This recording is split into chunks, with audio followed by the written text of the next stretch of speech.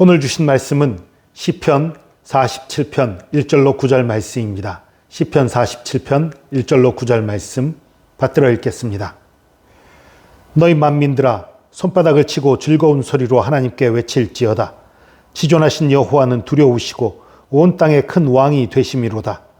여호와께서 만민을 우리에게 나라들을 우리 발 아래 복종하게 하시며 우리를 위하여 기업을 택하시나니 곧 사랑하신 야곱의 영화로다. 하나님께서 즐거운 함성 중에 올라가심이여 여호와께서 나팔소리 중에 올라가시도다. 찬송하라. 하나님을 찬송하라. 찬송하라. 우리 왕을 찬송하라. 하나님은 온 땅의 왕이심이라.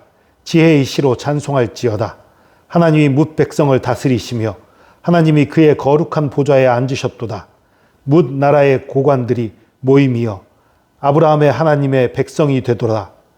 세상의 모든 방패는 하나님의 것임이여 그는 높임을 받으시리로다.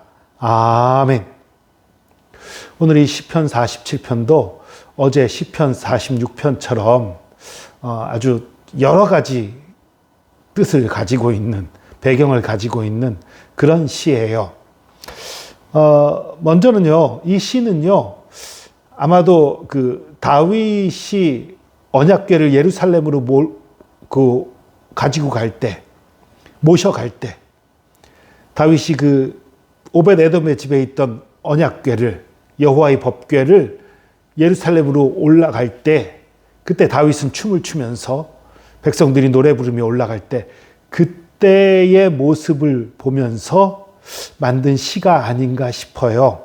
특별히 여기 보면요, 5절 보면 하나님께서 즐거운 함성 중에 올라가시며 여호와께서 나팔소리 중에 올라가시도다. 올라가고 계시다고 얘기를 하고 있어요. 이것을 이게 언약궤가 그 예루살렘으로 올라가는 그런 모습을 나타낸 것으로 보여지는 것이지요. 그래서 언약궤가 올라갈 때 불렸던 그런 거 아니냐, 이런 추측이 가능해요.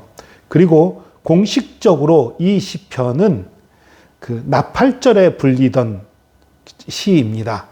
나팔절이라는 것은 이스라엘역으로 7월이에요. 7월 초하루부터 있는 절기예요.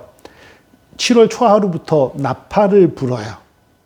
그리고 7월 10일에는 대속죄일이에요. 대제사장이 단 1년에 한 번 지성소에 들어가는 날이 그 날이에요.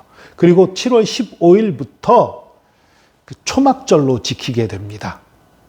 이스라엘 최대의 명절이에요.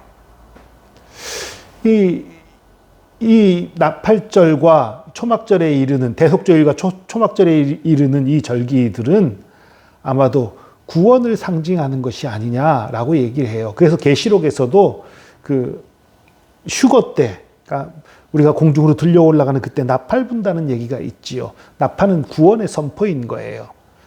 그리고 또 이 7월이라는 거는요, 유대력으로 7월이라는 게 종교적으로 7월인 거고요, 민간력으로는 1월이에요. 원래 유대력 7월이 원래는 1월이었어요. 6월절이 제정되면서 하나님께서 6월절을 1월로 해라, 그해 첫 달로 삼아라 해서 6월절이 있던 그 달이 첫 달이 돼버린 거예요. 종교적으로는 6월절이 있는 달이 첫 달이고, 민간적인 어떤 그 풍습으로는 그 7월이 첫 달인 그런 거예요.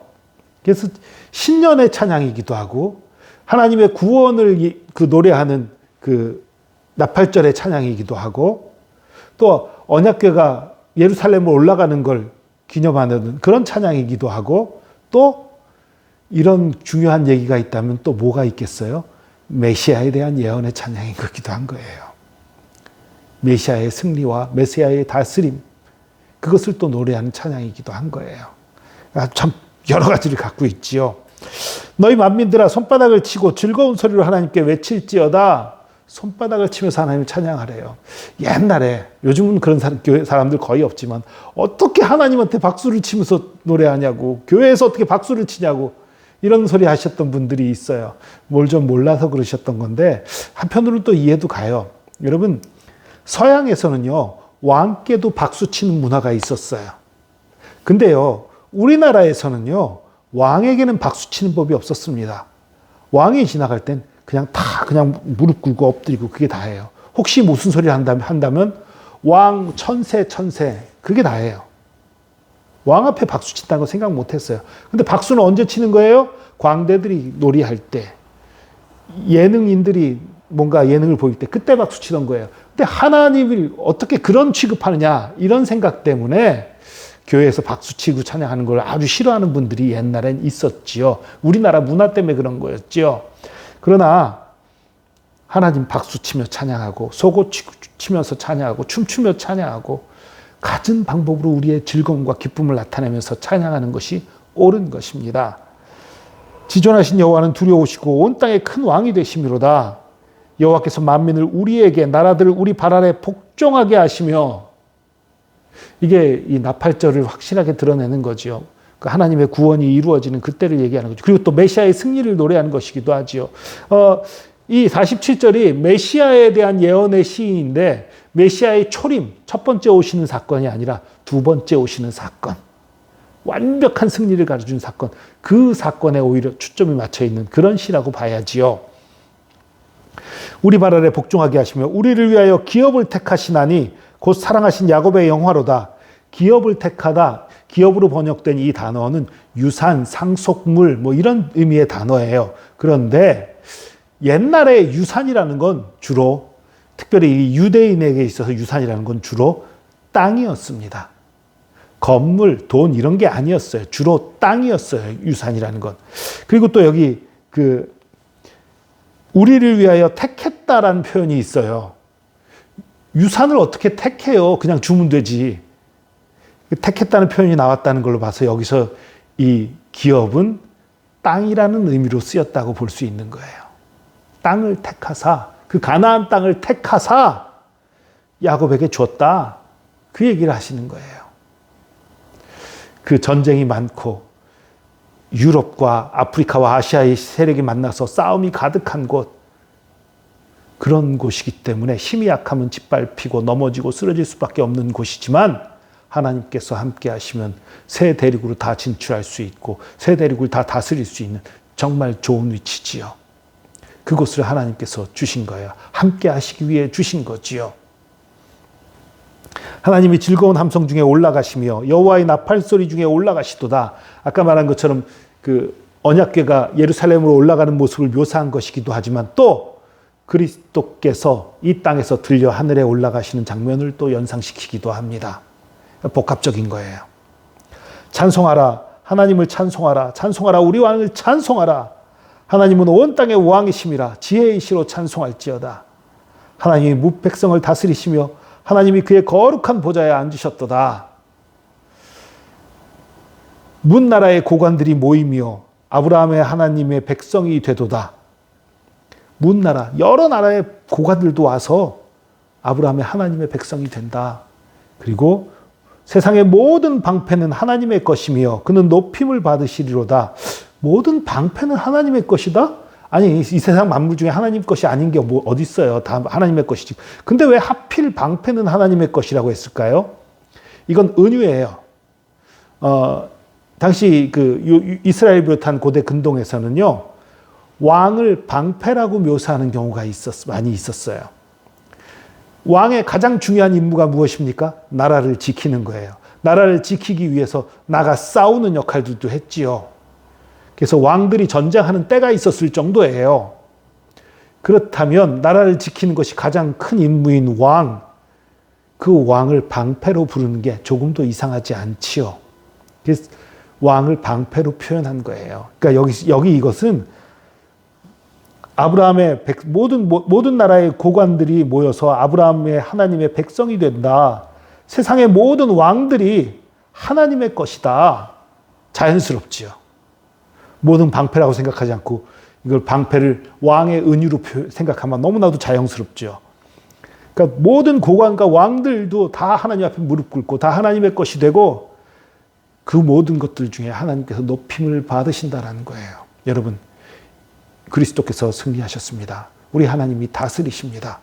여러분, 이걸 믿으시기 바랍니다. 아직 우리가 고통을 당하기도 하고 환난을 만나기도 하고 어려움을 겪기도 하지만 우리 하나님이 이기셨습니다. 우리 하나님이 승리하셨습니다. 우리 하나님은 온 세상의 창조자이고 주관자이고 다스리시고 지배하시는 분이십니다. 그분이 우리를 붙들어 주시고 그분이 우리를 이끌어 주시고 우리의 힘이 되십니다. 이것을 믿고 주의 이름을 높이시기 바랍니다. 주님을 찬양하시기 바랍니다. 제가 계속 시편을 다루면서 얘기했었지요. 다윗이 고통 중에도 힘든 중에도 찬양했던 것은 그 힘들고 어려운 가운데에서 기쁘고 정말 기쁘고 즐거운 때도 있었겠지만 그보다는 힘드니까 어려우니까 오히려 찬양하면서 자신의 마음이 흔들리지 않게 자신의 마음이 넘어지지 않게 붙잡은 것이라는 말씀을 드렸지요. 여러분 어떤 어려움과 어떤 힘든 일을 만나더라도 이러한 찬양을 주님께 드리시기 바랍니다. 오히려 이 찬양하는 가운데 여러분의 마음이 붙잡힐 것이고 또 하나님께서 여러분의 마음을 붙잡아 주실 것이고 여러분에게 진짜 승리를 주실 것입니다. 지금 괴롭습니까? 지금 어렵습니까? 지금 힘듭니까? 그래도 찬양하십시오. 그래도 주님을 높이십시오. 주님이 승리하셨기 때문입니다. 주님께서 우리의 왕이시기 때문입니다. 주님께서 여러분을 다스리실 것이고 여러분에게 승리를 주실 것입니다. 기도하겠습니다. 주님이 함께 하심 감사합니다. 우리의 왕 되심 감사합니다. 우리를 다스려 주심 감사합니다. 주님만이 높임을 받으시기 원합니다. 주님이 높이 들리시고 존귀와 영광을 받으시기 원합니다. 주님이 온 세상을 다스리시고 우리의 마음을 다스리시고 우리를 통해서 영광과 존귀를 받아주시기 원합니다. 주님, 우리 가운데 힘든 일이 때로 닥쳐도 어려운 일이 때로 닥쳐도 우리가 주님을 찬양하기 원합니다. 기뻐하기 원합니다. 그것은 주님께서 온 세상의 왕이시고 모든 것을 다스리시고 홀로 존귀와 영광을 받으신 하나님이시기 때문입니다. 그것을 우리가 늘 기억하고 주님을 찬송하고 주님과 동행케 하여 주시옵소서. 주께서 우리와 함께 하시며 우리의 찬송 받으심 감사합니다. 감사드리며 예수 그리스도의 이름으로 기도합니다. 아멘.